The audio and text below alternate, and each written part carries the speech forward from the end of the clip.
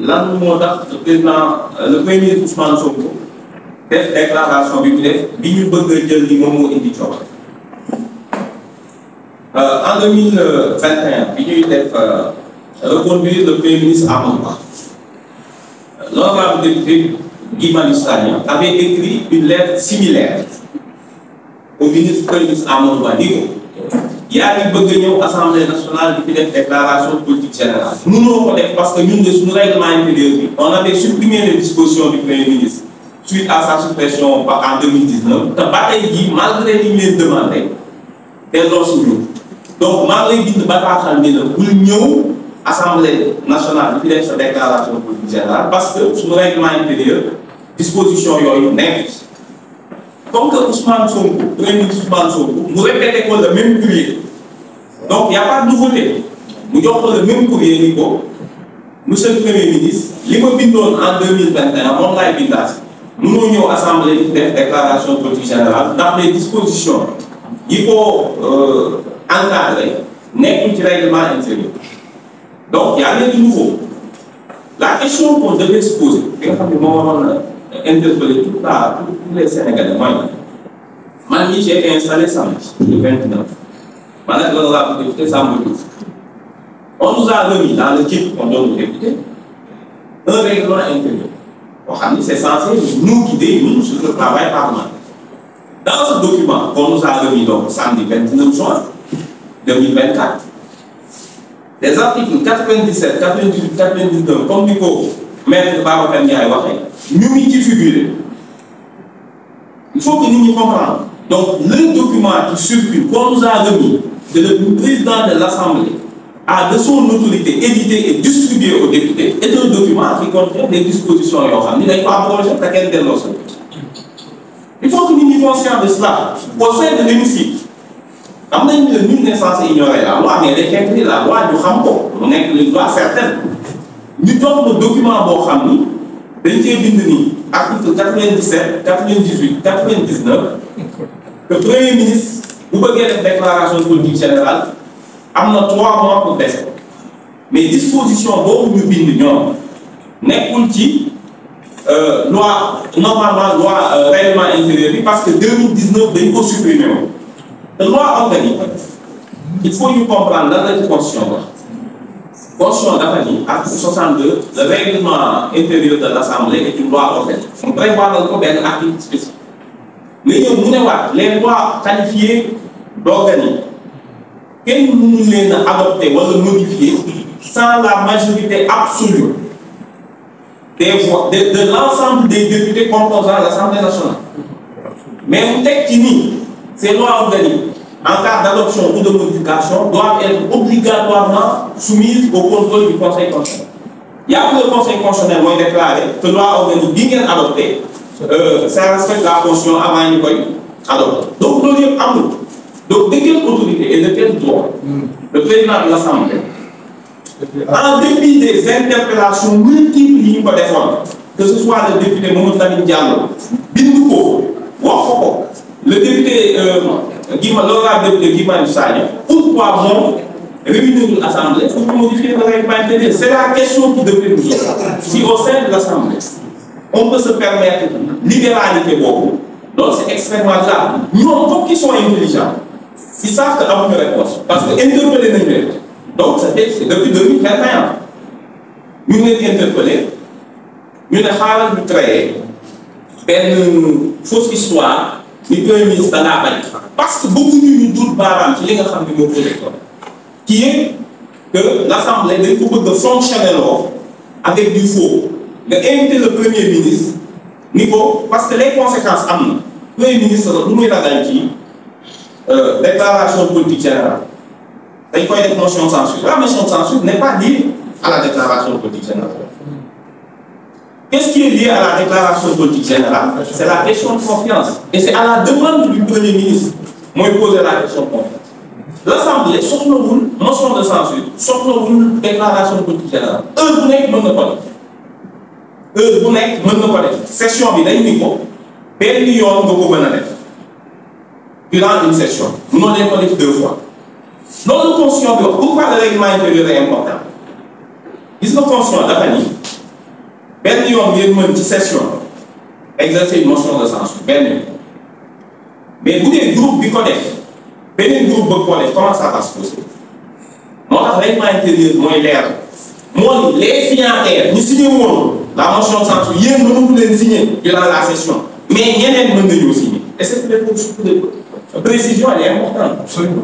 Donc tout est règlement intérieur amul njëriñ bu ci nekk bind nañ ko ci constitution bi ñëwal def premier ministre daal bi man la séparation de pouvoir duma ko fooye ay temps ñëpp xam nañ ni déclaration politique générale jusqu'à bi koy dugal en 2002 c'était une faculté coutume la bu ñuy ñëw di def c'est pas posé à peine de sanction boo xoolee constitution bi doo ci fekk fuñ ni boo def déclaration de patrimoine dañ lay def daal président Macky Sall def déclaration de patrimoine par exemple pourtant dañ ni le président nouvellement élu moom mu ne man je ne suis pas nouvellement élu je suis réélu te le mot réélection nekkul ci constitution le mot réélection parce que dafa ni le président chaque élection bu jotee da ngay déposer comme tous les candidats su doon réélection am nañ say dossier kon pourquoi ñu lay laajaatee même dossier da ngay déposer waat moom moo ko interprété boppam en tout état de cause ce qui est important mooy ñu xam ni dañoo am régime boo xam ni dafa ñu jub jubal ñu woo ko ci faux mu ne leen du ma dem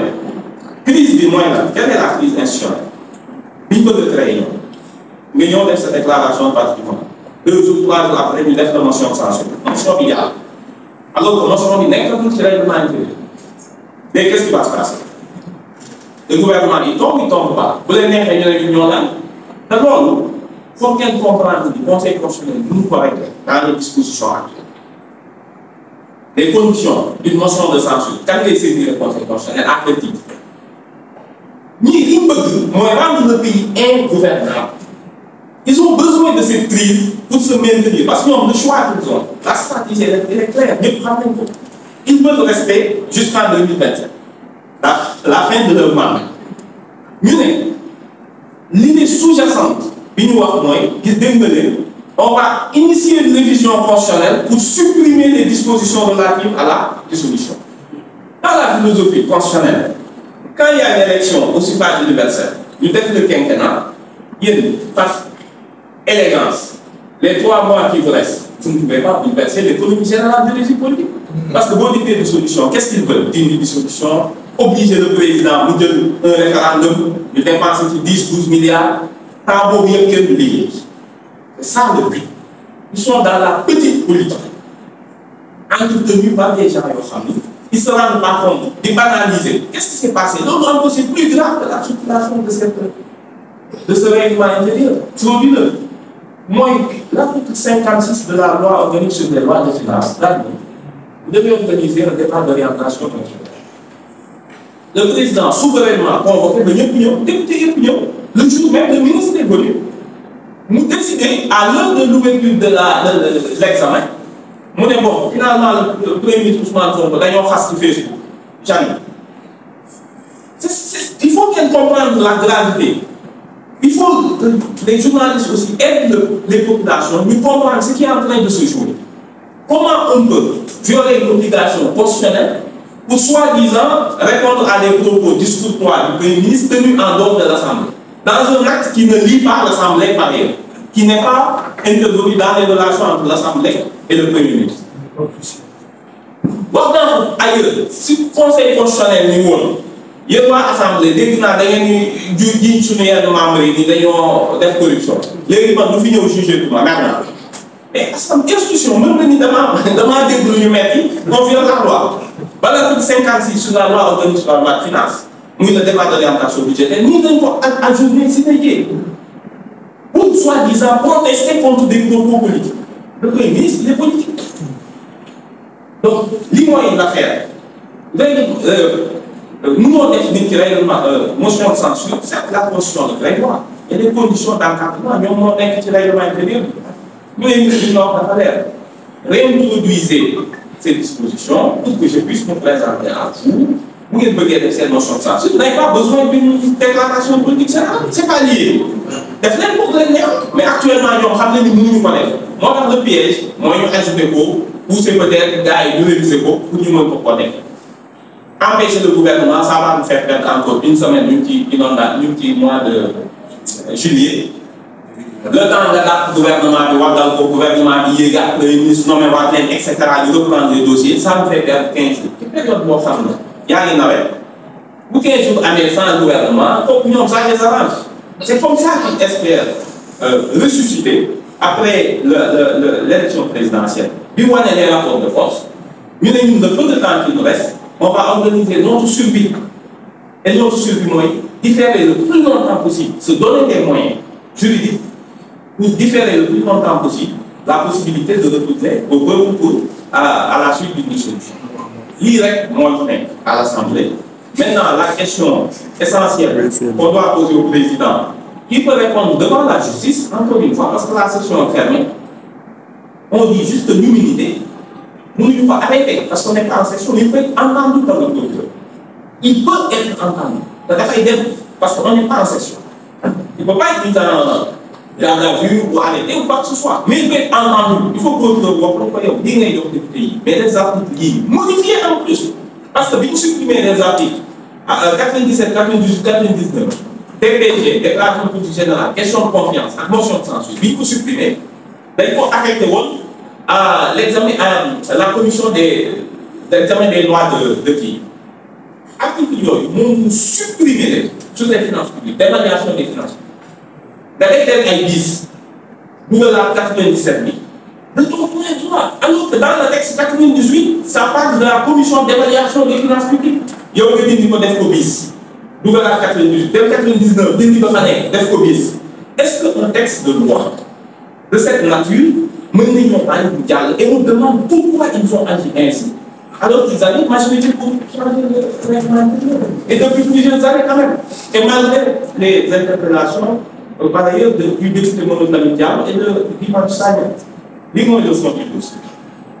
Les questions comment organiser le survie par ces temps après le débat à l'élection présidentielle, nous avons saboter l'action du gouvernement, créer une crise institutionnelle artificielle, créer une crise, de crise pour nous, tant que vous n'avez une crise, entraver le déroulement du programme qui est rapide pour nous, parce que ça fait d'aller la tête. Quand vous pensez que le gars est venu pendant les 3 mois, et cafouillage, des discours, en plus, nous boulevard, comme sur l'autoroute. Mais non, il y a des péages. Et le péage, il a créé ces petites crises-là pour entraver l'action du gouvernement. Donc, pour que nous comprenions les nombres, il y a des ils disent oui, nous avons des fragments, mais ils ont le moyen de dissoudre, de provoquer une nation de censure. Et par la suite, nous avons initié une soi-disant hypothétique révision constitutionnelle pour que durant les 3 prochains mois, avant la date d'anniversaire de leur dissolution, permettant la dissolution, de clinique dans une situation de crise, obliger nous de faire des référendums, etc., dépenser et surtout du temps pour retarder le plus longtemps possible les réformes le gouvernement l'a initié que toute la population et la communauté internationale constatent ni ce sont des jeunes sans expérience. En réalité, ils ont une feuille de route, et les actes qu'ils ont posés jusqu'à présent montrent que l'unité sénégalaise n'est pas atteinte bien. Il y a des urgences à mener. On l'a dit, il y a beaucoup de l'action gouvernementale, par exemple, le soutien de l'Assemblée nationale.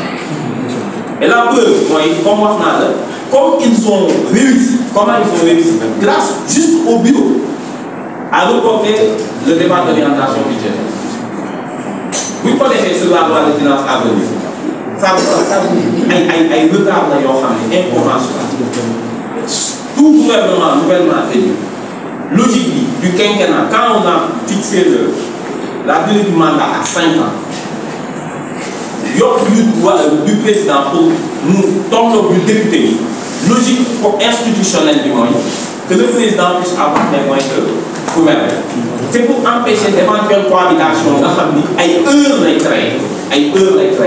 Voilà, ay retard yoo xamante ni ñoom mën nañ ko def en empêchant, en sabotant la loi l'examen de la loi de finances. Voilà, à tout moment ñu mën a dugal benn motion de censure.